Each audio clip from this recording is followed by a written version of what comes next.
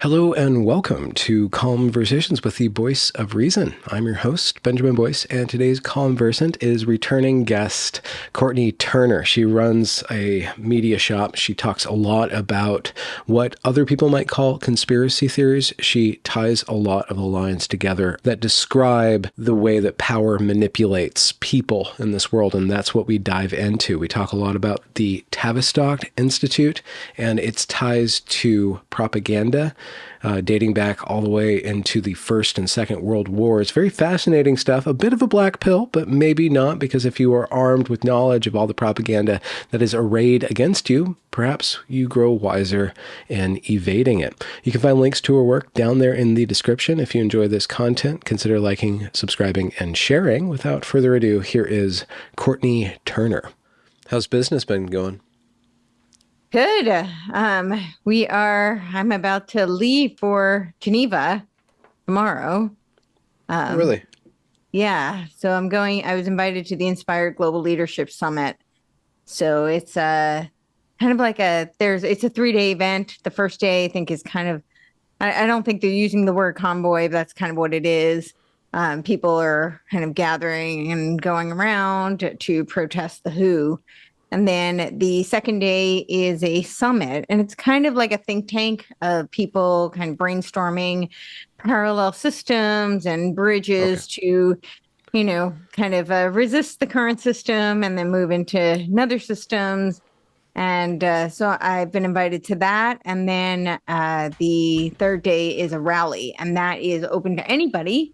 That is, if you want to take a trip to Geneva, you're welcome. And it's kind of a rally with a bunch of speakers and, marches. And they're also opening it for people around the world to just stand kind of in solidarity for the cause against the WHO and their scamdemic treaties. Yeah. So, and I have a Give and Go on my website if anybody wants to contribute, because the flights are astronomically expensive. Yeah. For sure. Something just came out, I think it was yesterday or the day before, about the WHO being stalled out and their plan to implement a one world pandemic treaty. If the WHO, could you give us a little bit of context in that and just exactly how stalled out they actually are? Well, this is the third time they've postponed. So they claim they haven't come to any kind of resolution, and so therefore they don't have something to put forth for the World Health Assembly meeting, which is happening this weekend. However, Tedros has stated very confidently that they will come to some sort of resolution, and not to be discouraged.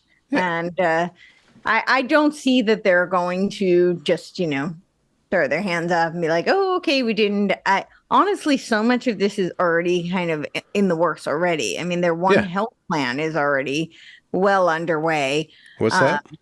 But but I think it's I don't know for certainty, but it kind of looks like it's a decoy to, say like, oh, look, placate people like, oh, we didn't reach the goal, and so you don't have to worry about it. I think they know a lot of people are not happy with this, so. Mm-hmm. Yeah. But happy with what? What is it that they're trying to do?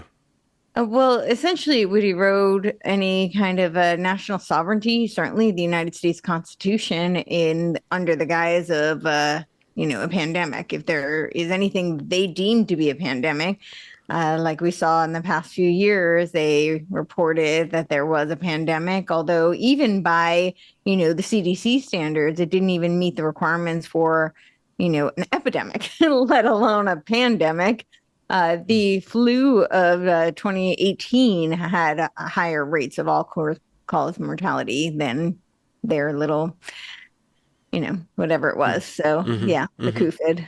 But so under that guise, they can then decide that, that trumps everything. And so whatever the, measurements and tyrannical kind of impositions they want to impose on us, they can. Such as what? Do we know what they're asking for or demanding? No, I mean, we don't know. We haven't seen what's actually in those documents, but we've seen lots of their plans over the course of, the past 100 years. So we know that their goal is to control everything. And when they talk about the One Health, that's where they're going to combine things like veterinarian, so animal health, Hmm. human health, and then planetary health. So Oh, yes, so this is all part of their Gaia religion, which I have been reading. It's a book called Cosmoerotic Humanism, and it is by the disciples of Barbara Marx Hubbard. The code name, the pen name that he goes by is David Temple, but it's actually Kenneth Wilber, Mark Gaffney, and Zach Stein. But it looks like they are now evolving. This conscious evolutionary movement is evolving from Gaia religion and planetary politics to universe religion. It oh, is very strange. okay. Do you know what they mean by the universe? Like space and time? They're going to worship It's not just space the and time. distance and So the they, atom. they they talk about like Homo universalis, and this is a term that H.G. Wells talked about. So I think they're really drawing from Wells and Huxley and people that long preceded them. But they talk about the universe. They worship the universe. So it's not just Hmm. Mother Earth anymore. It's the universe, and it's not just space time. It's like everything, and Yeah. yeah. So How do you we're do that? now How does going one from worship the universe? I don't know. Do you feel I it haven't coursing figured through it you, out. and then that leads you to establish a bureaucratic one world order? Is that how? Yeah, Is I that? mean that's essentially what they're trying to do. They're a little bit different. Like I find that you always end up having these kind of splintering these neo variations of the same thing, essentially the Yeah. same philosophy. And these people claim that they're very opposed to the transhumanists, although their mentor, Barbara Marx Hubbard, was very clearly a transhumanist. She's behind the HeartMath Institute. And the HeartMath it's this pretty evolved technology, and they're still Barbara Marx Hubbard has since passed, but they're still very much working on this technology, and it looks pretty creepy. They talk about global coherence. So it's kind of like if you might not be all on board with some of this stuff, not to worry. They will hypnotize you with this biofeedback technology that will lull you into a state of global coherence. And it's predicated on this idea that the heart has an electromagnetic resonance. It has a field. Scientists, have various thoughts on how far expansive this field is, but typically around 12 feet is what they're saying. But they're saying that using this biofeedback technology, they can create a resonance where you start to be in sync, and we can create a global resonance Hmm. using this biofeedback technology. So she's very much a transhumanist. I mean, she uses the term transhumanism, and her disciples, though, like Zach Stein and Mark Gaffney, say that they think people like Yuval Noah Harari are crazy. They are not transhumanists. They're talking about things that it's much more of a spiritual kind of evolution. Hmm. However, what I really think, this is just my conjecture based on all the reading that I've done. I really think that it's kind of a dialectic. Either way, they're pushing you towards the same goal, but they have to appeal to some people who might not like the things that Yuval Noah Harari says, and so they're still creating this idea of like a unified consciousness. So once you're there, then they can kind of push you into the transhuman arena, which is what the goal of the UN is. The UN 100, right? They put forth their document. It's the UN 100, which is in partnership with the Boston Global Forum. Michael Dukakis, the former governor of Massachusetts, wrote this book. It's Remaking the World, the Age of Global Enlightenment. Yeah. And this is very much a nod to the theosophical roots of the UN's religion. I think the Enlightenment is kind of the enlightened one, meaning the illuminated one, Yeah. which I would infer is Lucifer.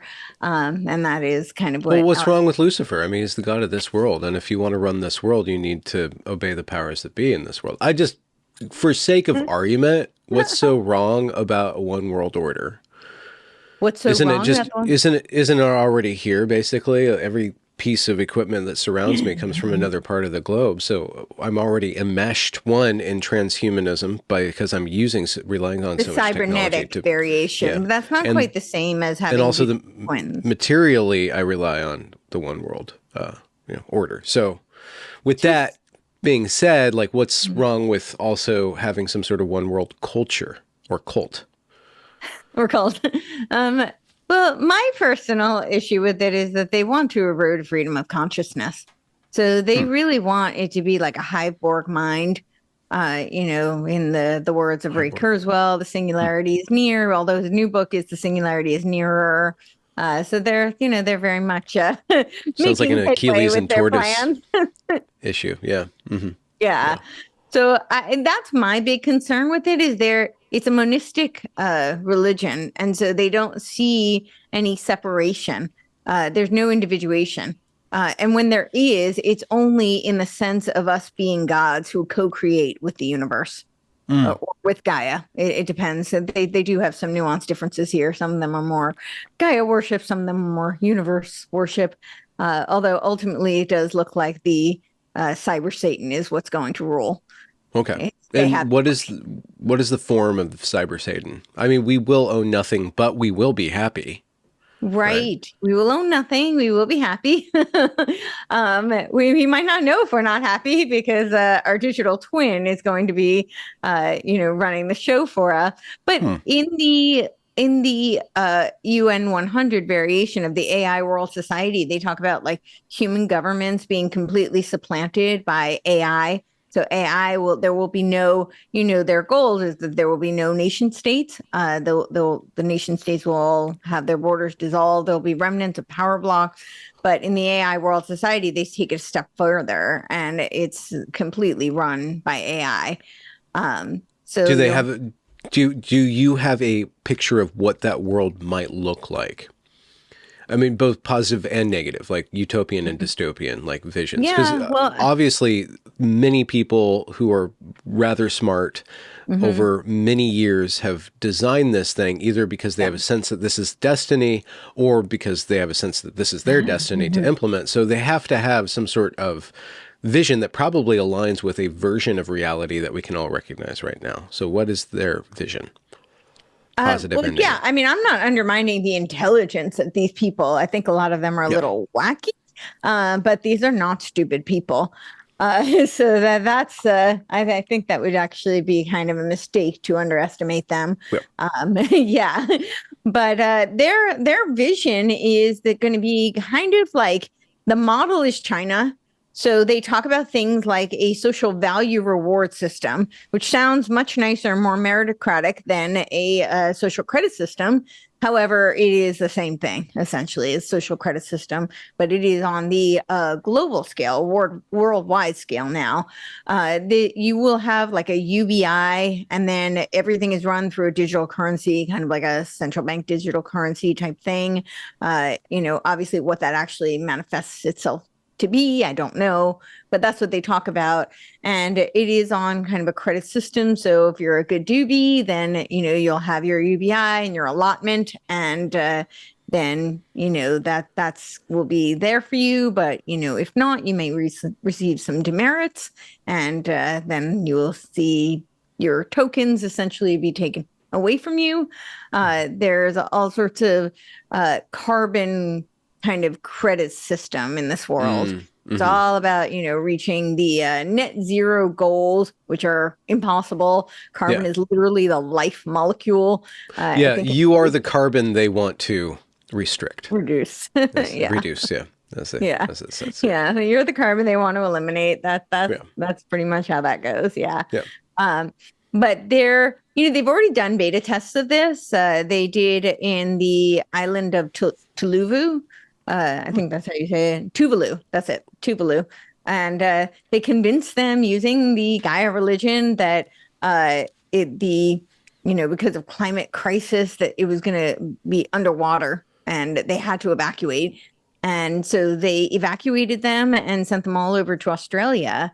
And they told them that now they can only see their loved ones and their home through the metaverse, essentially through a virtual world. And none of them have been able to return. So they have a virtual world they can go to when they feel homesick or they miss someone. When did this occur? I think it was I want to say maybe 6 months ago. I don't know the exact date, but it's pretty recent. Yeah. Wow. Okay. It does seem like it was a beta test for this AI World Society. I don't think too many people know of it, but I think people in Australia know of it because they were shipped to Australia. Yeah. So Australia is big though, that you could just carve out a piece of desert and put people in I a don't think they have too much quarantine, desert right? there, but Oh, I'm it's sorry. I just got rid. yeah. I'm just coming off of a Mad Max high.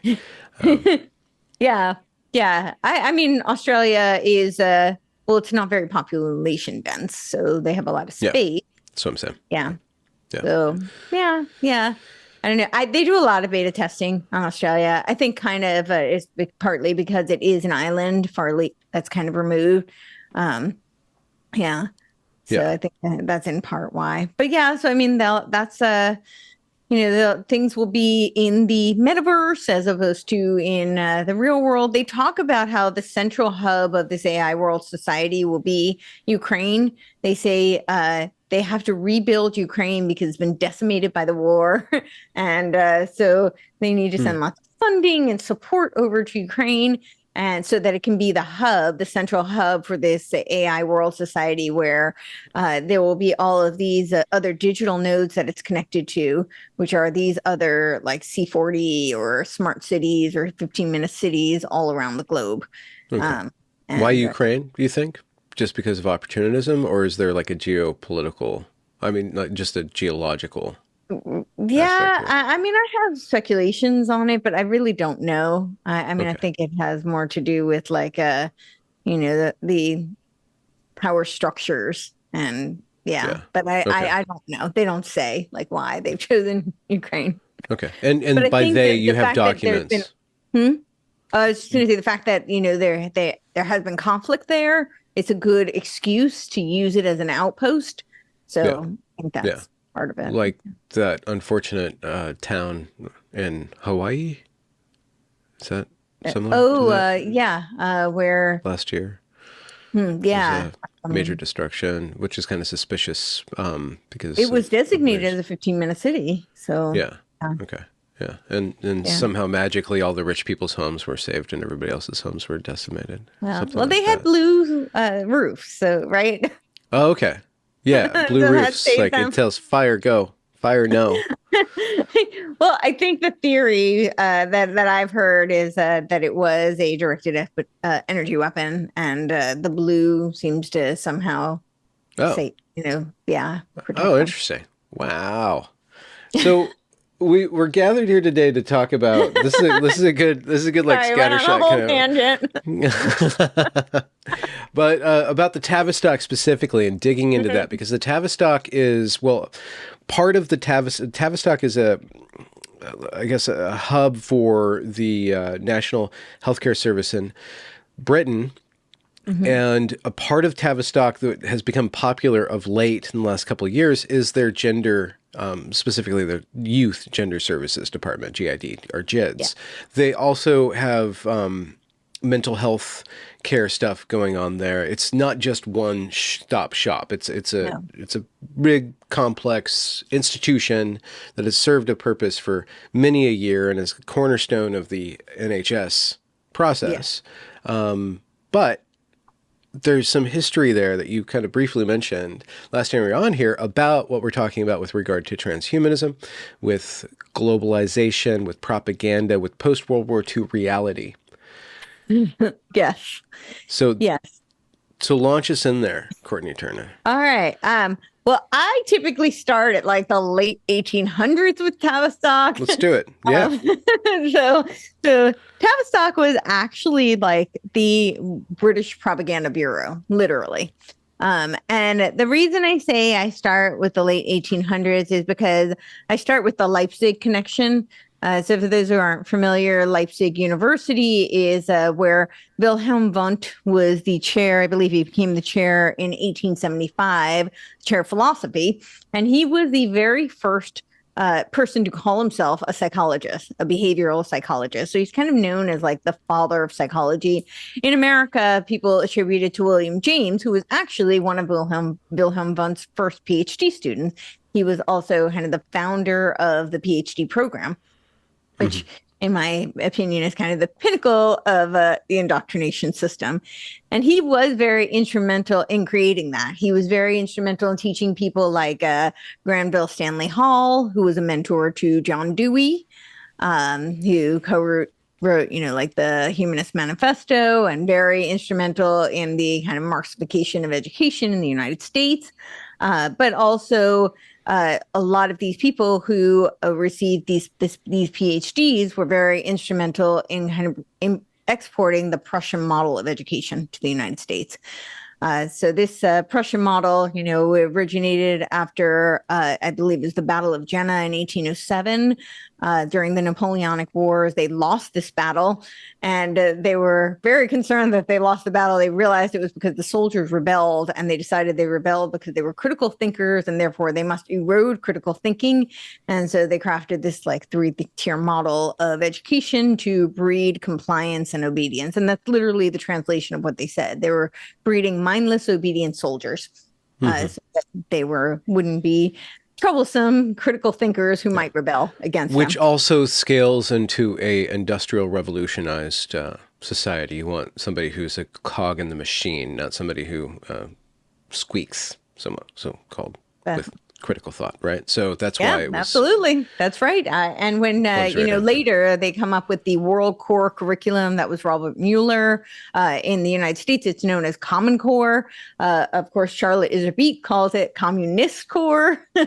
And they talk about that very openly in some of their documents about how it was about breeding, this kind of global citizen and training them to be a cog in a machine. They said the goal was to get every child into a computer. So let's start with, Wilhelm Wundt, and it's worth noting that his grandfather is Kirchenrat Karl Casimir Wundt, who was known as Raphael in the Illuminati. And so there's a lot of kind of these secret society ties to secret societies. The Fabian Society are all connected to Tavistock.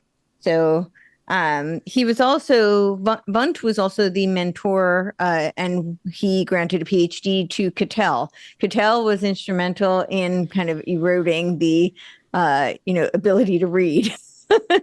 So he had what was called the look-see method. There was a book called A Mother's Primer. And this was something that Gallaudet used for the deaf community. And for the deaf, it was wonderful. It was very, very helpful because they don't have the auditory capacity to be able to, hear phonemes and to be able to sound out phonics, essentially, the whole hooked on phonics, right? Yeah. But when you teach this methodology to people who can hear, you are now stripping them of the foundational tools for them to be able to sound out words. So it becomes kind of this holistic approach. They call it look-see. So they can't break it down and figure things out. So that makes it much more challenging if you're encountering something that you're not familiar with. And this, and it also kind of erodes any kind of critical thinking capacity, because part of critical thinking is being able to take the smaller parts and assemble them to figure it out for yourself, right? Yeah.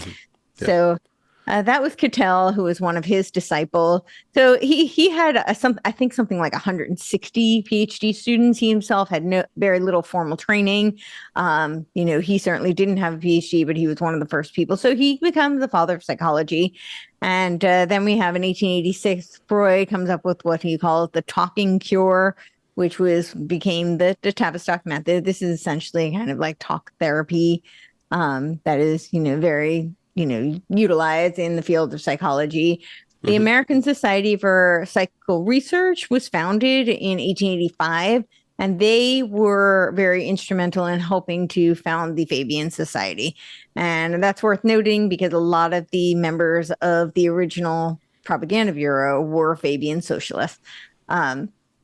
So they, and for people who are not familiar with the Fabian Society, their mascot is the tortoise. And it was after this idea of incrementalism, slow and wins the race, right? They slowly build, and then their coat of arms is the wolf in sheep's clothing, which looks like it's kind of a nod to the Hegelian dialectic.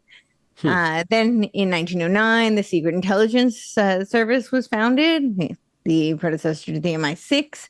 And they work very closely with Tavistock as well. There's a lot of wartime research that Tavistock was doing. So I felt that that was instrumental. Wait, such as what? Let's pause on this era because this Oh, is the just wartime prior to research. World War One, right? So, Well, yeah. So prior to World War One, there's all sorts of throughout the history of Tavistock wartime yeah, research. yeah, But prior to World War One, it was all about the propaganda bureau, which I'll get to in just a second. But this is okay, to basically create the propaganda necessary to get the Brits and the Americans to garner acquiescence to engage in World War One, because Woodrow Wilson ran on the campaign that he would not get us into World War One, and that is very much what he did.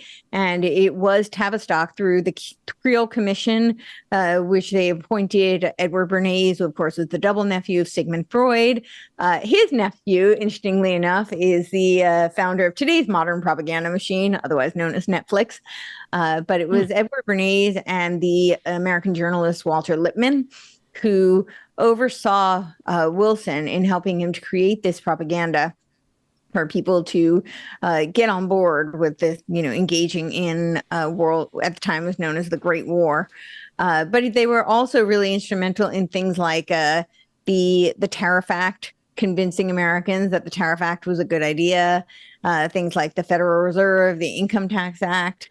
So they were involved in all of that propaganda. So it was in 1914 that the British propaganda was created at the Wellington House. So sometimes it's known as the Wellington House, but it was literally because, and they do this all the time, right? This is under the name of defense. they create their own, research division. We can see this with, we had ARPA, and then it became DARPA. Essentially, when they put the D in front of it kind of looks like to me, it just means they get a black ops carte blanche budget to do as they wish, as long as they say it's under the guise of defense. But oftentimes what we find is a lot of those projects then get weaponized against the very people they were claiming to be defending, right? Yeah. And oftentimes they collude with the very enemies that they claim they were protecting us from. Yeah. So this propaganda bureau was created because Germany had a propaganda bureau.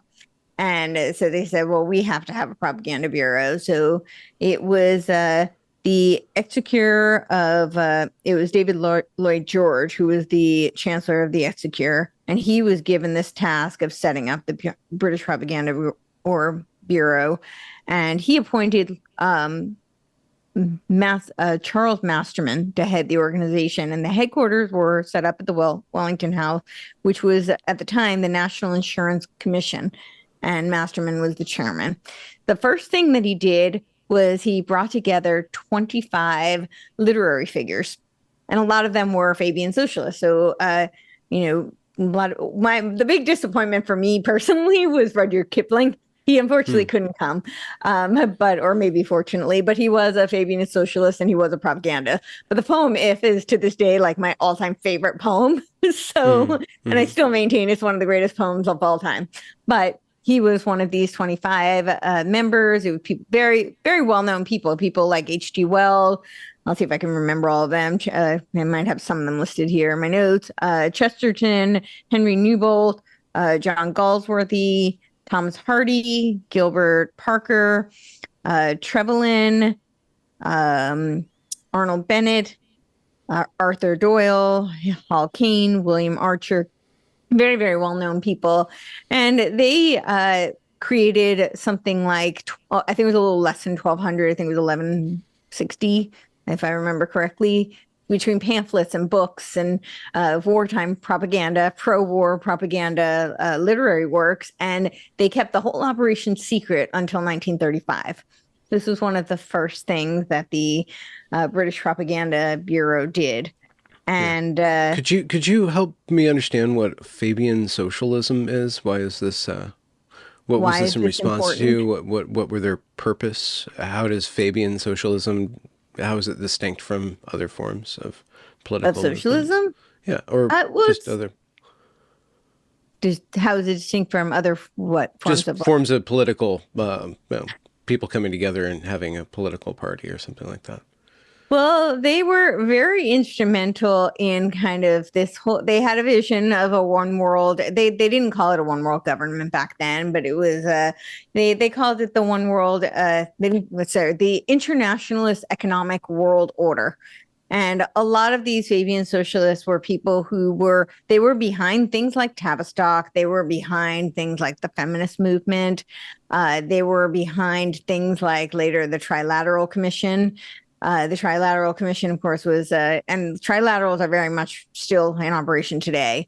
The main figures were Henry Kissinger, Brzezinski, and Carter. A lot of people don't remember that Carter was part of the trilaterals, but they also called it an internationalist economic world order.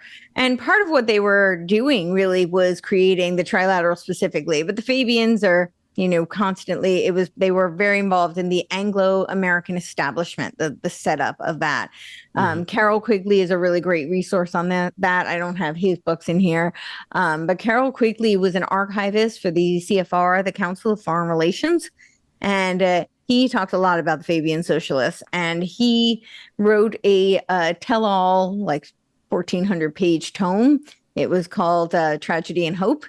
And he was very infatuated with them, thought that they were wonderful, and wanted everybody to know about them. And they were very upset with him, kind of like, we're secret for a reason. And now you just divulged all of our secrets in like a 1,400-page book. And yeah. But he talks about the roundtable groups. And so the Fabian socialists were, they created a lot of these different kind of, I don't know, like what you would call them. Essentially, they were involved in these roundtable groups. These things like Cecil Rhodes created these, like the Rhodes Scholar. It was they networked through academia, through politics. And their vision was to create this kind of outpost, also military intelligence they worked with. And it was this vision to create this outpost where essentially, through the trilaterals and the bankers, they have been pretty successful. They would create this power of the Anglo-American establishment, but primarily central, at least the locust appears to be in the United States. And they talked about this. If you read the writings of, the Rockefellers and Kissinger and Brzezinski, they make this very clear, that they would, use them to create this kind of economic power, and then they would create warring factions, and ultimately between the different political ideologies and through the different economic struggles. They say between the East and the West, but I think it's a little bit more nuanced than that. But ultimately, the goal was to usher in a technocracy. And I think that's very much what we're seeing today. Yeah. Okay. But the Fabians... Sorry, go on. Yeah. No, I'm just saying, isn't it inevitable that if you look at Britain having conquered the world at one point, more or less, right? They have to understand that they have not just the power, but the responsibility of running this organism that covers the globe. And so the people who are involved in that, whether or not they're looking at that as a just cause or not, the system needs to be run efficiently. So the capacity for human beings to control such a large area of the world is it's always been inevitable that somebody with technology and the will to do that will do that. You have empire after empire getting bigger and expanding and getting bigger and expanding. So over the past 200 years, isn't it just the writing's already on the wall that it's going to be winner take all, and the system that is most robust and able to deal with that amount of complexity, or at least rein in complexity of the human organism, it's going to happen, right? Is it not going to happen? It's like I said, we're enmeshed in it already. Well, I don't think it's inevitable. Okay. And I ultimately don't know that it matters. I mean, I personally feel like regardless of an outcome, you should still fight for what you think is right. Okay. Like, I don't think you roll over, like, Oh, no, yeah, but these people obviously, I'm just trying to understand their point of yeah. view. They obviously think it's right, and the system is going to favor them because the system has a So I momentum think of its some own. of them do. I mean, this is, they're socialists essentially, right? So, and some socialists genuinely believe that that is, the best political theory and application and way to govern, whether it be, the country or the world, and depending on some of them genuinely believe that. I don't know that they all do. I think some of them are really just vying for power, and it's a way to radically concentrate power. Mm-hmm. So I don't know. I mean, I can't speak on behalf of all of them. I can just look at Well, I mean, why not both? I mean, why not both? If somebody's gonna vie for power, why not vie for power with some sort of moral cause aiding you along the way? And plus, what do you think they mean by socialism? Is it that there's a centralized authority that regulates the fairness and makes sure that everybody has there's not too many people below a certain line and not too many people above a certain line, right? In order to have a fair society that functions, and also technocracy supposes that people are thinking through how to govern. Like, we're using technique to govern, which isn't that just a part of how human beings do anything? We use technique constantly.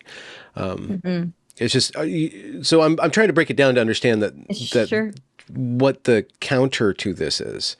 And if there is a solid counter other than just resisting the momentum of a one world government, when it seems like it's just going to happen no matter what, because of the way that we are continually, increasingly enmeshed economically, culturally. Well, again, I don't think it's inevitable, and I don't think it's the best course of action. I mean, I think that we saw over the past few years. I think the COVID experience was a really good example of why this is not the best policy. When you're in localized regions, you have very different experiences, cultures, and needs. And what do we see? I agree with you that we're already moving in this direction. There's, and much to the credit of the Fabian socialists, who, they have created these supranational entities, and to Tavistock, which we'll get there, because they were very instrumental in creating this corporate culture that lent itself to the public-private partnerships that we're experiencing today. And the public-private partnerships of these supranational, some of them international, but in many cases, that what we're experiencing is these supranational entities of these corporations. And when we experienced over the past few years, I would argue the needs of people in New York City were very different than even rural, New York State.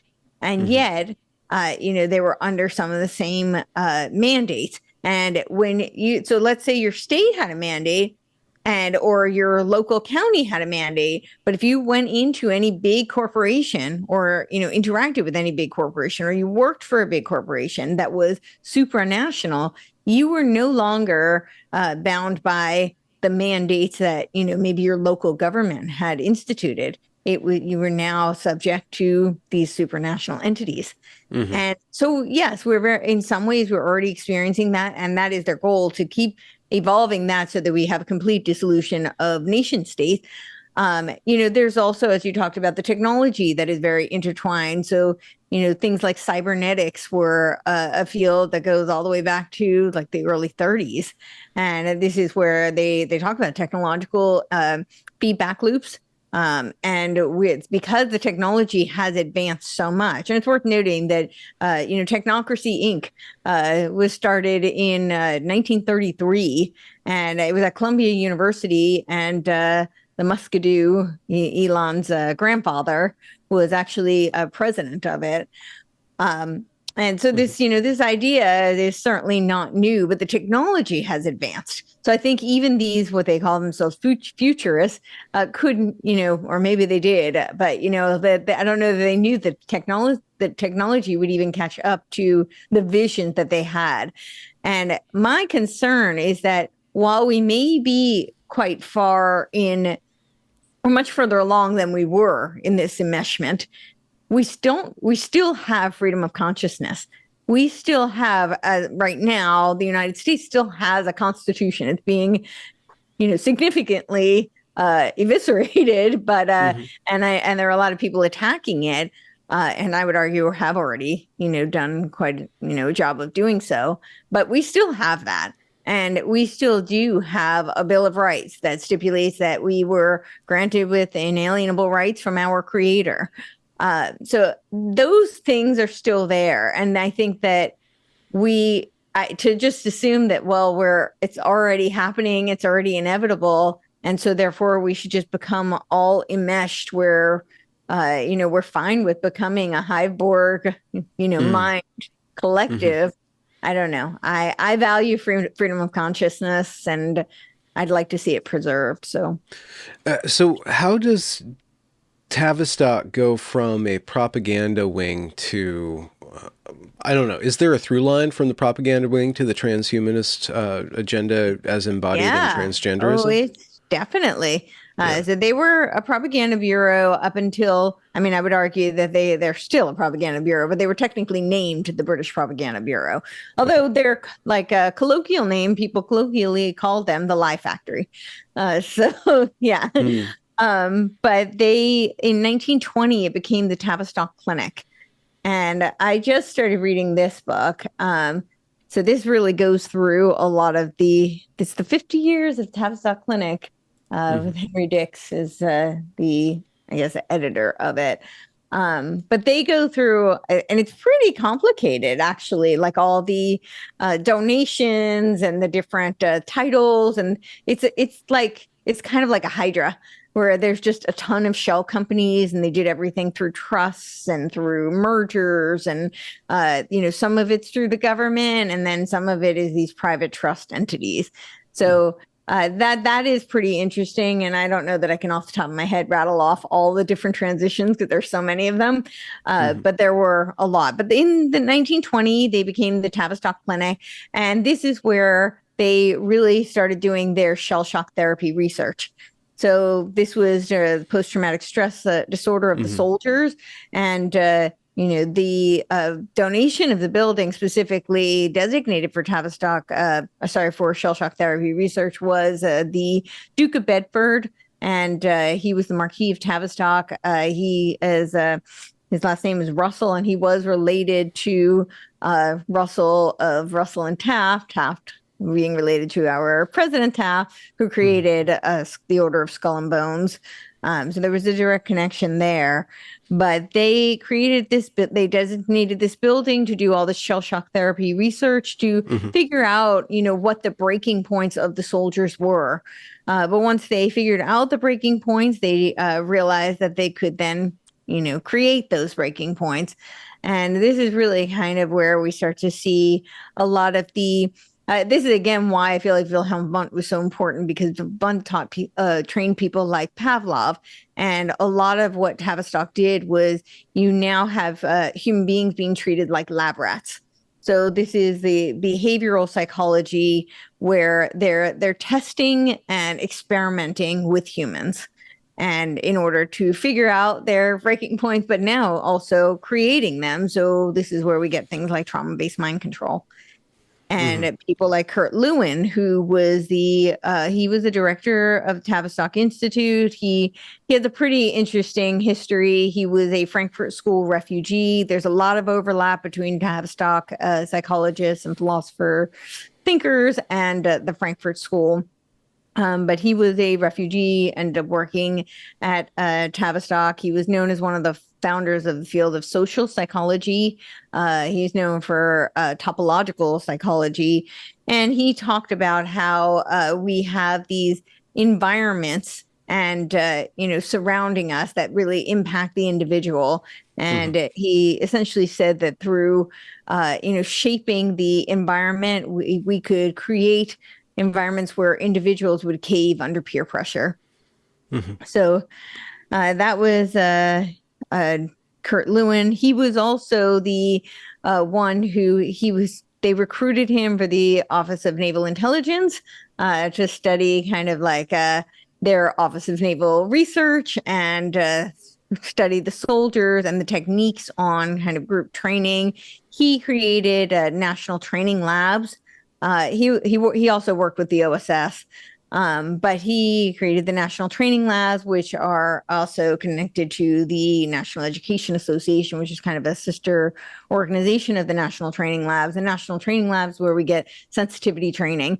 And sensitivity training is very much used in all of the major corporations today. This is part of how they meet their DEI, their ESG scores. But sensitivity training is essentially brainwashing. In the manual of the National Training Lab, they admitted that it was brainwashing. There was actually a CIA document. I read it for one of my shows, where they talk about how they would really like to test, the CIA and see if this is even an effective protocol for resolving conflict. But that and they end it with saying that it's too similar to the Chinese brainwashing.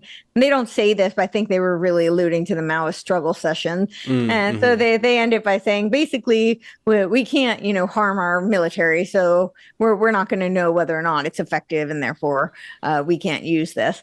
But sensitivity training went by all sorts of different names. Things like T groups was what they call sensitivity training, training groups for normals or for normies. It would be how I translate that. But there's like group dynamics, and he was actually recruited to create the Center for Research for Group Dynamics at MIT, and that was Kurt Lewin. So then we get to what else do we have? John Rawling Rees became one of the next directors of Tavistock. He, in this book that I had showed you, they're always talking about how they needed money, but they were funded by like the initial Wellington House had funding from Rockefellers, Rothschilds, the Royal Crown. I think the Astors. Dr. John Coleman talks about some of the funding groups that I haven't actually been able to find. He doesn't give a lot of, I don't know if I have that book. Well, he doesn't give a lot of like citations. So this book was originally, I initially just downloaded it and printed it out because it was retailing for almost $5,000 on Amazon. So, but now I think it's $30. So that's what I got. It was like 25, and then plus shipping. But and then the other one is Daniel Estlin's book. But Daniel Estlin quotes Coleman a lot. Coleman's done some great work, and he has some videos and audio clips that you can find on the internet where he talks about Tavistock. But he was the story goes that he was former MI6, and so a lot of his recounts are kind of from sources or from like going into these libraries where they redact your notes. So it's mostly from memory. So he doesn't have any sources. So I have a hard time with, I'm cautious because I can't cross-verify him, Okay. Yeah. So then we have so John Rawling Rees becomes and John Rawling Rees wrote this book called Shaping Psychiatry by War. So he said this was, using the wartime research in order to shape the field of psychiatry. And he pulled off like a PR coup. They're very proud of it. It's like on their website and like, in that book, how he pulled off this whole like PR stunt in order to get funding from the Duke of Kent. And, under the auspices of what? How did he secure? What was the stunt? They had like they did they don't really go into detail on what the PR was, but they talk about a very, very fancy dinner where they courted her. She was a princess, and they courted her, and she became very convinced that this work was so important. And they just talk about how it was such an honor because it really put Tavistock kind of on. They gave it a lot of credibility, is what they keep saying. Okay. So they were at the time, when it was Tavistock Clinic, when they were doing their shell shock therapy research, Maudsley Hospital at Mapother was doing a lot of the insulin shock therapy research. And they were kind of competing. And the What's Tavistock insulin shock? They shoot you full of insulin and then they change your induced brain. coma.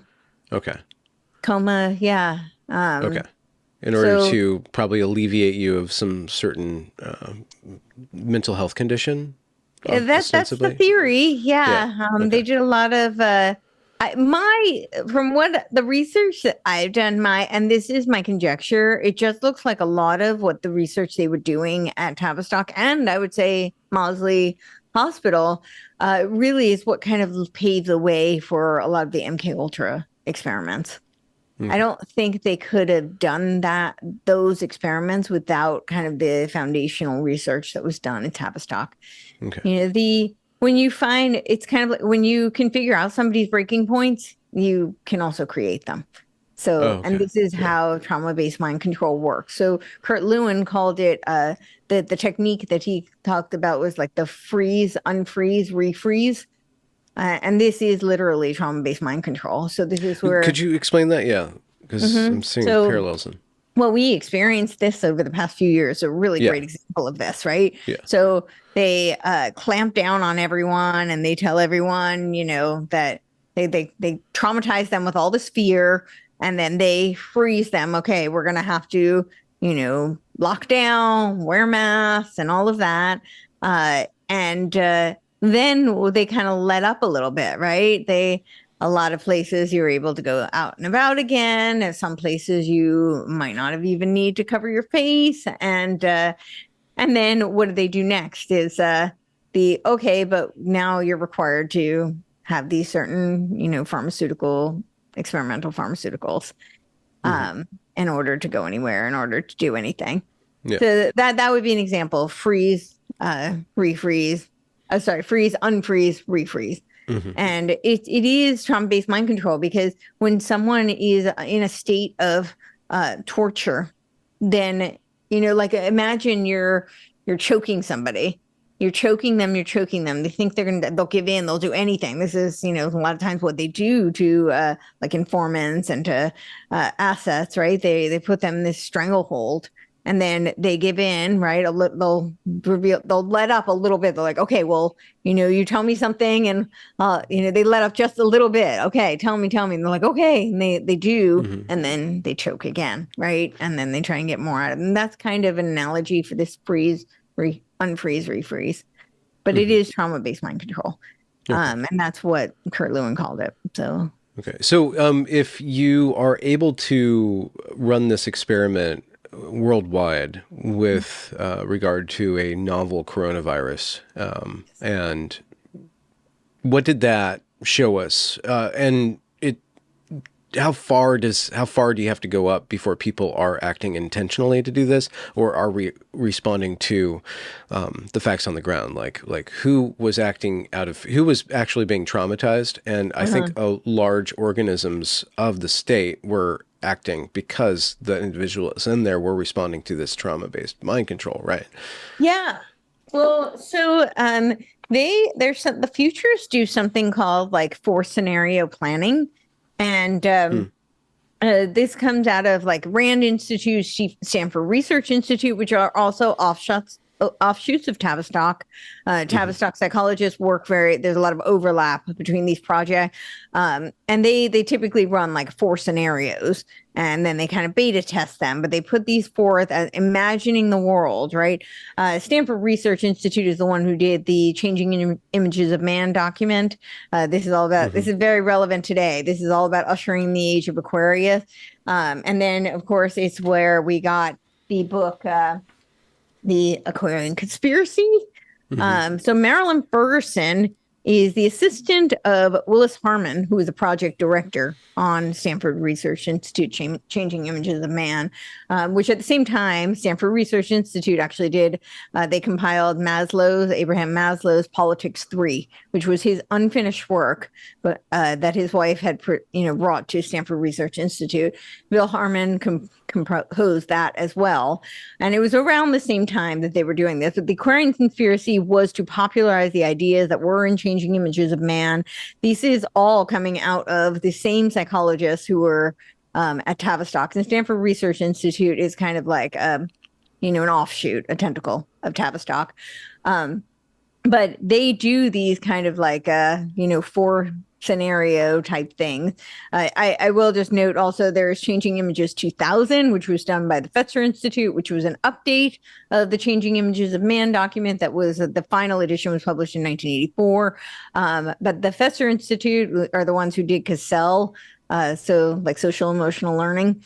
Mm-hmm. And so they work. I'm just waiting for where the next research on this images of man is coming, but it seems like they're due. But in any case, the really popular one that a lot of people might remember in reference to COVID, the coronavirus, is Operation Lockstep. This was from a document that was a Rockefeller document in partnership with Johns Hopkins. And it was called Scenarios from a Technological Future, right? And they had these 4 different scenarios, and one of them was Operation Lockstep, and this was page 16 to 26 in that document. And it very much outlined a lot of the things we saw, like these lockdowns, potential leak from China. I mean, they even mentioned that so in that document. So that's just an example, but these futurists do this. That's pretty, and that I think what happens when you're asking about, like who was being brainwashed, I think they do a lot of beta testing, and they put forth, they test theories or cases, scenarios, and then they, will put a little bit out, kind of like throwing darts, and they see what sticks, and then they fine tune it based on the responses they get. Mm-hmm. Was there baby steps towards the worldwide response to the novel coronavirus? Baby steps in terms of like you said, they were throwing darts. So were there like just rollouts of that, like test runs, and that one is the one I think SARS was right. Okay. Yeah, I think that was kind of a little bit of a beta testing. Mm-hmm. I think some of the measures, right, like after they rolled out the Patriot Act, I think you could argue the Big 9 event was kind of one of these big traumatic events. The JFK, I think there have been a lot of them. I think they intentionally do try to create mass scale trauma. I think so. There's 2 things operating, and they don't have to necessarily exclude one another, but one is traumatic events, which are inevitable, and then 2 is the response to traumatic events, which is intentional, right? Right. So you don't have to necessarily the traumatic event doesn't necessarily have to be intentional, but the response to the traumatic event can be. I don't think they're going to let a crisis go to waste. So they're not going to let a crisis go to waste. I think they even said that, right? What? I think the they said that. And let's see if I can find it, but there is a connection there to Tavistock. I mean, Margaret Mead obviously is connected.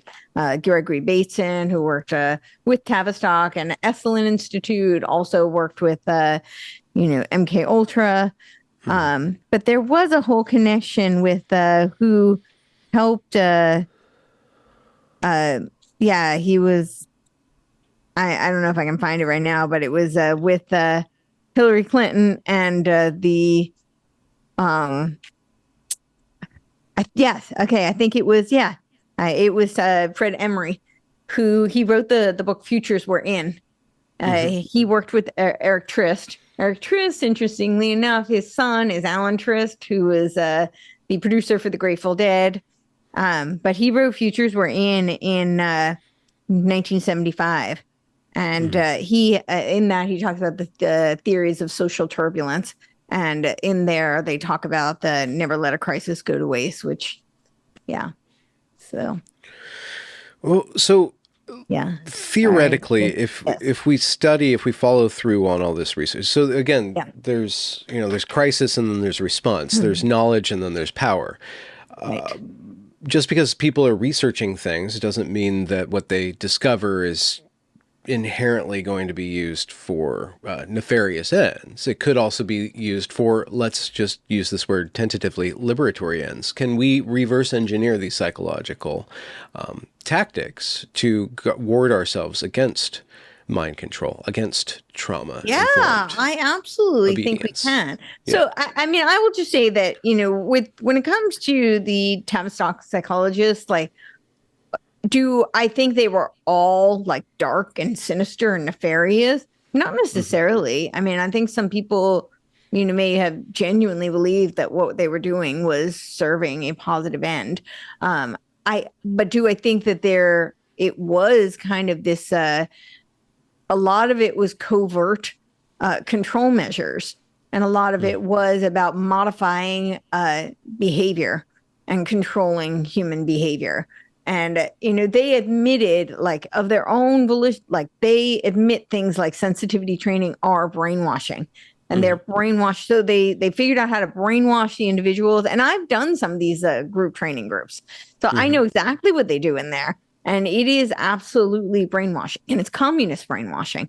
So, I mean, am I going to say that everybody who believes, everybody who believes communism is the best strategy, or everyone who believes in a one world order, or the Zach Stein and Mark Gaffney, when they're talking about these cosmo-erotic humanism, like, I think they genuinely believe it. I just don't see that as the best outcome, because now you're taking away from individuals and you're taking away individual consciousness. That is what they really do want. They want to create collectivism. And to me, that's just not the best strategy. So all of these things gearing towards that. How does one I do really think that without Tavistock's, research, you could not have gotten MK Ultra. And I don't know how you can really, justify MK Ultra. I mean, some of these experiments were just barbaric. They're just, I can't justify them.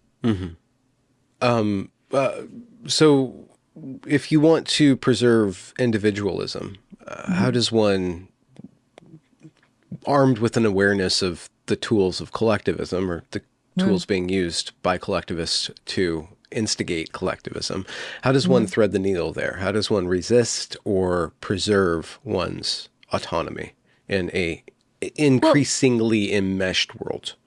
So I think, before I would even get to that, I would say, you brought up like the Tavistock psychologists and some of the tactics and these techniques, right? So I think that even people who have been MK Ultra conditioned, it's, mind controlled. I think, and I know firsthand, people who have experienced MK Ultra and know that they've experienced MK Ultra, who have gone through a healing process to integrate. So part of what they did in MK Ultra was they were testing to figure out how to create dissociative personality disorders. And, part is because when you're dissociated, it makes you a much more useful asset. Somebody in a dissociated state might not know that they are being utilized, and then they can be, triggered into a different alter. But I've talked to people, and I know people who have done deprogramming work in order to create integration. And I would say that if you're aware of the tactics that are being used for propaganda, for brainwashing, for mind control, if you know the history, I think none of us are impervious to programming and conditioning, and, all of us are susceptible. But if you can recognize an that's being implemented, then I think you can pause, and you may have the ability to utilize more discernment. Whereas if you don't know these tactics and you don't know the history, you're more likely to fall. So I think that's the benefit of studying this and understanding it. And it goes two ways. Reacting unthinkingly or acting unthinkingly are equally prone to abuse and faltering. But thinking, then reacting, thinking, then acting is what you're trying to preserve, or what one would assume is kind of like the seat of autonomy, is being able to, like you were saying earlier, critically think, break down, and reassemble any given phrase, any given phenomena, any given order that one is given through the tele-v or through government edict. So so it's not necessarily, let's just put it in very lame American terms, it's not necessarily the right and the left, or a right way or a left way of doing things, because the right can be just as hoodwinked into behaving in such a way that loses them autonomy, as the left has, even though the left, or what we call the left for shorthand, is the ones who are in control of all the media, all the government, and get to control the narrative, and, you know, are the ones who are promoting liberation at the same time that they're locking you down. And we're going to liberate you and lock you down, liberate you and lock you down. We're going to free the slaves that have been shackled for 500 years, and we're going to lock down every single person at the same time. And they're playing this game at the same time. The right can be whatever the right is, which is basically not the left, can just be running around, running into the Capitol building unthinkingly, or being, you know, I don't know to what degree they agitate for insurrection or something like that, which would then play into the hands of the powerful. There's all these different things going on. And what you're advocating for is to be aware of when one is being manipulated, either by themselves, your own delusions, or by these techniques and these technocrats that have, you know, harnessed these techniques in order to get their way. Absolutely. I mean, and these people talk about how the left and right are constructs for, you know, weaponization of Hegelian dialectics. I mean, they're essentially, they create identity groups. You know, this is so that people are now attached and they have these labels. And so they become great target audiences for marketing. And that's really kind of largely I don't want to undermine the fact that, you know, some of these ideologies are rooted in philosophical presuppositions, but, you know, it gets watered down over time, and it gets hijacked over time. And more often than not, it's really just being utilized as a marketing tactics. Target audience. In order to have a counter-revolution, or in order to provide unified resistance to a global world order, one needs to be organized, and you need to organize a mass of people. And are you not going to have to use techniques for mass propaganda in order to get your message and to unify and sync people up? You mean to resist the one world order? Yeah. Yeah. Do you have to use the devil's playbook in order to fight on his playing field? I think it's helpful to know the devil's playbook, so to speak. Okay. I do think that's helpful. I guess obviously by, you know, my actions, I spent a lot of time studying this stuff, so clearly I think that's worthwhile. But I don't know that it needs to be a coordinated type of effort, and I'm not so sure that it can be. The thing that I find over and over again, which is just astounding to me, you know, when people say there's no way there could be this, like, you know, giant, like, coordinated conspiracy, but then when I dive into this research, it's like the same players keep popping up, and it's essentially like, is it all like unified coordination? I don't know, but there is a very intricate web, and they do seem to really be interlinked. The more you dive into this stuff, they are really interconnected. And I don't know that the resistance could be, because the resistance doesn't have the same kind of money behind them. You know, I didn't coin this term, but I think it's really very apt. It's the mobs. So it's the military occult banking syndicate. And I really think that's a very apt description of what we're up against and kind of what runs the show. And we're not going to have the money that the central banking institutions have, the IMF, the Bank of International Settlements. You know, we're not going to compete with all that in terms of financing. We don't have the infrastructure set in place that they've been working on for, looks like, hundreds of years. And we don't have the, you know, or the infrastructure of some of these secret society cults that have been in operation, I would argue, for millennia. So I don't see that it needs to be that type of an orchestrated effort. What I do think is the power of the individual is very strong, and they want to create a techno-feudal system. And in order to do that, you know, fews need serfs to do their bidding. They need us. You know, if you just look at the past few years, they needed us to comply. If each individual just stood up and said no, there's tremendous power in that. Yeah. You know, unfortunately, it's very hard for one person to be like, okay, I'm going to stand up. But if everybody stood up, and it's not going to be everybody, it doesn't need to be everybody. But if a lot of people stood up and just said no, we're not going to do it. Or, no, I will not, go along with the transhuman agenda. Or, I am going to hold on to my little plot of land and continue to farm for me and my family. I mean, it can look different for different people. I'm going to homeschool my children. I'm here to tell you people, what this should look like for them. But I think there's so many ways that can have tremendous, massive impact that don't involve, the resistance creating some sort of a unified, orchestrated, effort. To what degree do you believe, in just from your personal point of view, that they overstepped with the tyrannical response to the novel coronavirus in the last few years? Oh, I think in so many. I mean, not just overstepped as violated principles, but overstepped or overplayed their hand is what I mean. And turned a lot of people off or turned a lot of people on to what they were doing. Well, I woke up. I was totally asleep. I was totally asleep before any of that. So that was kind of, I always make the joke that I was searching for the train station. I found the high-speed rail. Now I'm scrambling to catch up. I really was very much asleep prior to that. But for me, the masks were so devastating because I'm hearing impaired. And I'm visually and hearing impaired. And so I didn't realize how much I depended on nonverbal cues until all the coping mechanisms I spent literally my entire life developing were then stripped from me. Yeah. So for me, I think a lot of people woke up. I know, a lot of people I talked to, the Big 9 event was like a big wake up call for them. For me, it was not.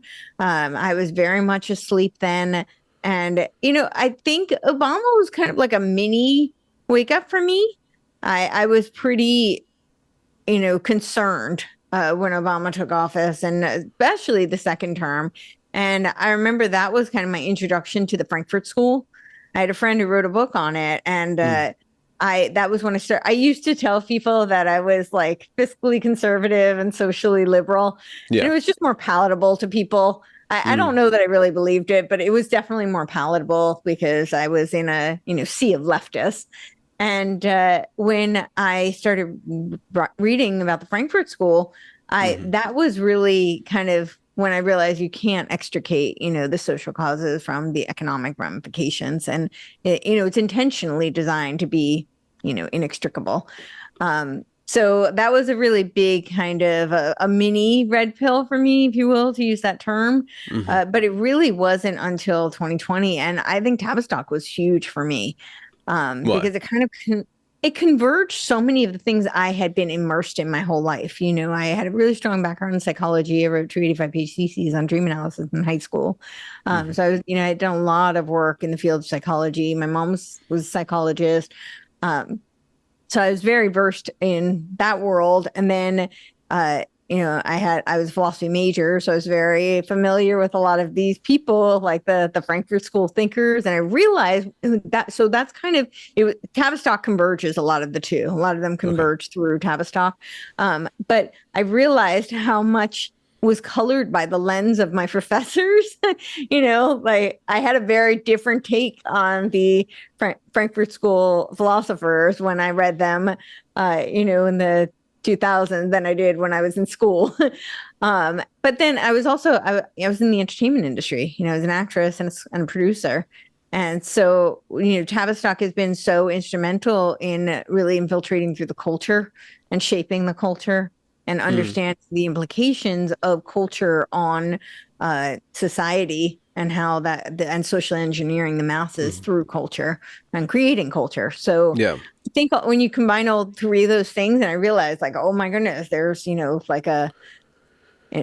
entity that's been studying and manipulating this for such a really 100 years. So. Yeah. There's you brought up feedback loops. They're not all necessarily negative. If we can look at how feedback loops. There's positive feedback loops and positive feedback loops that have positive outcomes. Absolutely. If you look at the way that Hollywood is losing ground culturally, the way that so-called wokeness, or what has been branded wokeness, and those who want to not have anything to do with it, or at least not have it infiltrate every single aspect of culture, they're just kind of running out of steam. They're running out of clout. Mm-hmm. Same thing with major accreditation institutes that we call universities. They're kind of, I mean, maybe they have so much, maybe Hollywood and the university system has so much clout and so much momentum that they can afford to burn it for a decade or so and then just kind of turn things a little bit back and dial things a little bit down and not be necessarily harmed in their ultimate goal of being the arbiters of cultural reality. So when you look at the feedback loop of people just saying, this is trash, I'm not going to watch this, these degrees are trash, I'm not hiring anybody from Right. these institutions. Yeah. If you have pronouns in your bio, I'm not going to respect you at all. So I'm not going to really listen to you. And then you're kind of out of the conversation, even though you have all these fancy titles after your name and this Right. prestigious tenures and sinecures in these illustrious institutions. Do you see, I mean, I don't necessarily, I don't know if you're into predictive modeling yourself, but do you see a gradual return to so-called liberal values or these institutions that enmesh us respecting our individuality and not overstepping into collectivist hijinks? Do I see like Hollywood and academia doing that? Hollywood, academia, the government, the federal government. Do you see Um, Times Arrow going away from unity? well, I see people and I see economic influence driving people away. I mean, Hollywood's an example, right? People are just kind of fed up. And these, the woke stuff that's being pushed down people's throats is just, it's not good. And it doesn't resonate with human nature. And so, people don't really want to see it, and that the market has kind of determined that. Yeah. So I do think that has shifted a lot of I don't know that they all care because this is it's not a free, quote unquote, free market. That without going down the rabbit hole of all the economic principles, because there's a lot of, labels that I think are misunderstood as well. But it's not really, because these big studios are meeting, and the unions are trying to meet their ESG requirements. I mean, SAG, in order to put even to get a SAG budget on your film, you have to meet some like diversity requirements, for instance. So I think that some of the bigger studios aren't necessarily going to care. People like Netflix might not care, but the market is definitely saying, "Hey, we don't want to see this." And I think what that's driving is some decentralization. So you're starting to see some more individual or smaller kind of production that's cropping up. And I think that's a really positive thing. And that there will be some sort of a return to actual storytelling. That's one of my pet peeves that I'm kind of seeing. And this isn't even necessarily so much about wokeness, but I'm seeing there's such a value on the technology. And I mean, some of it is really visually impressive, and they can create things that are just, technically very impressive. But I don't know, when you go see a movie, part of what you want to see is you're going to have a visceral experience that you might not be able to have in real life. And so that means you want character development, you want storytelling.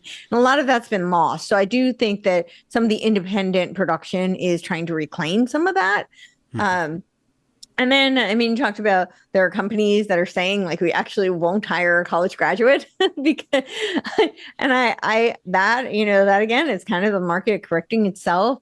The problem is that what they're doing with this agenda is they're trying to drown out some of the smaller, small businesses and independent businesses. And so they're really trying to create where all that there will be, all that can survive are these, international, supranational corporations. And they're not driven by the market because they are public-private partnerships. And so, things like their ESG scores really do matter. And when you look at, just to, because I wanted to show the through line of Tavistock, but just to let you know, if you look at what they're doing now, I mean, it is all geared towards this. They're gearing up for their Leicester conference, which has been going on since the 50s. And it's literally a like group dynamic training group. 14 days of essentially brainwashing. I mean, I've read it. And they say how it's an awakening organization and Gnostic reticulous. They're recruiting. It's their time. And they talk about this, essentially, it's cybernetics, which a lot of these Tavistock psychologists all went to the Macy Foundation conferences, where they were discussing cybernetics. But the technology has advanced so much, and that a lot of what the conferences they're talking about now on their website are, priming people to deal with the technological world and to, be able to cope with they don't use the word cope, but like to essentially the technological human interface, the cybernetic transhuman advancement. So they're very much working on all of that now. Yeah, so I don't know. That's my concern, is that when the goal is to drown out all of the independent forces. So do I think that people are responding? And that is a feedback loop in a positive sense. People are reacting to what they're seeing as just a complete chaos and, really just detriment of humanity, I think. And they're responding to that. But my concern is that the people who have a lot invested in creating this, global governing body are trying to drown out the independent voices. So. What is the shape of your work? You thrust yourself into this relatively recently, I guess, geologically speaking, but over the past couple years, how has it taken shape, and what do you see, like the shape, the goal, the form of it? Yeah. I don't know. I'm going to have to slow down a little bit with the podcast. I think we did 16. I did 16 shows last week, and I think 12 this week. It's been a lot. So it is going to, but I'm leaving, this week for the Inspired Global Leadership Summit. And then June, a lot of traveling for conferences. I'm going to be doing media coverage at conferences. So I wanted to get ahead of a lot of that to still put out some content. And then I'm going to keep going with but probably a little bit less interviews, just because we're doing so many right now. So I have my Dangerous Dame show. We'll keep that. I have my radio hour. So it's kind of like a 1 hour, which feels very short. I could never have enough time to get through everything. But where I kind of lecture through various topics. And then I will still do interviews. But I really am planning, I've already started to outline it, to write a book. So I'm hoping to make some major headway on that this summer. Do we get a hint of what the book is purposed for? Yeah. So the title is it's The Compassion Trap: How the Parasite Class Weaponizes Compassion for the purposes of dialectical and political warfare.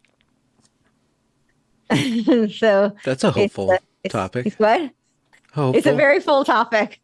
They weaponize Hegelian dialectics for the purpose of political and psychological warfare. But it's really how they exploit compassion, which is, in my opinion, one of the best aspects of humanity.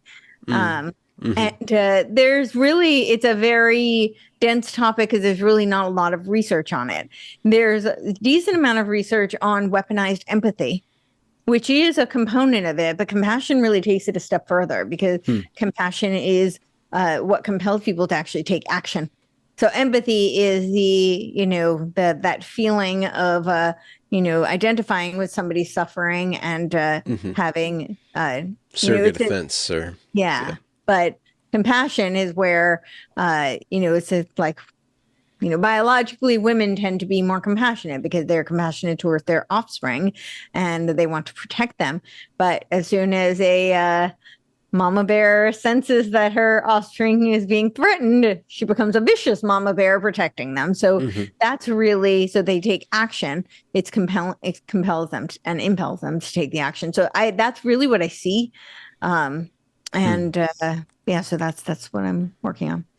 If you brought up like some sort of global Satanistic or worshiping of Lucifer, of Satan, is there like an opposite of that? Is there a North Star for you, Mm. either transcendently, theologically, or just rudimentarily, philosophically? Like, what's the opposite of the Satan thing? Well, I think that's going to look different for different people. I really do honor freedom of consciousness. It really means a lot to me. So Yeah. I'm not here to tell people what religion to subscribe to, what philosophy to, use as your operating system. But do you For me, subscribe? Yeah. for me personally, I mean, I don't have I'm not necessarily like a specific religion. I definitely believe that there is a creator. I do kind of see that, and that's, I believe that there's a creator, that we were, that we've been created by our creator. We are not gods. And, I really, I'm not a biblical scholar, so I can't claim to subscribe to everything there, but I very much think the values, the Judeo-Christian values of the Bible.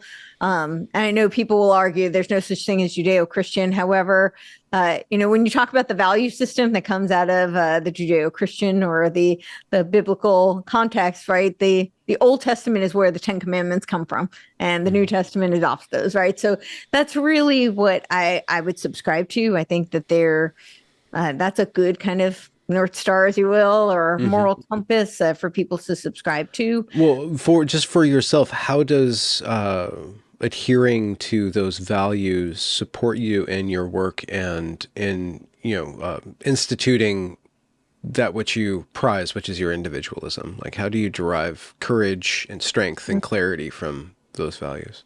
Well, I mean, I do believe that there is a God, and that He endowed us with inalienable rights and free will, and that He's a benevolent God, and that we should, by adhering to things like the Ten Commandments, that we will honor our purpose here and do good. I mean, I don't I'm not like a Pollyanna that believes that we're all just love and light and we all, can do no harm. I think that there's a lot of darkness within each of us, and it's for each of us to, figure out what our moral code is and to subscribe to that. And and really too, it's kind of one of those things you have to do all the time, right? It's not like you make one good decision and you're done. Yeah. So so I think the work we do here is decides we'll go. The Pascal's wager is definitely one worth considering. I would rather act as if though there is a God and we will be judged, and not by I don't claim each to other. know, and I'm very honest about that. Like I certainly don't claim to have the answers. Years ago, I would say before 2020, I was much more agnostic. I don't know that I even knew if there was a God, or I don't know that I spent too much time thinking about it. But I felt very certain that, afterwards. So, yeah. But I have trouble with a lot of organized institutions because I just see. You don't say. That's true. So that is kind of what precludes me from being like, I subscribe to this. But I have a lot of respect for religion. And I think that religion is, it's something that I want to preserve. I think that it has brought a lot of good in this world. And it certainly does act as a code of ethics for a lot of people. So, and even a prophylactic protecting us at scale from scale attacks on our autonomy. Yeah. Courtenay Turner, you're a brilliant mind. Oh, thank you. You have, like you said, you have 18, 20 more shows to do just today. I'm being hyperbolic, but I also have other shows to get. But it was great to have you back on. Your book isn't out yet, but let's plug your other work that people can connect to you. I see you on Twitter all the time. You're just talking up a storm, and you're on YouTube, and you're probably on various other channels. So let's plug that. Okay, yeah. So I am on Twitter at Courtenay Turner, and it's like Courtenay, Courtenay.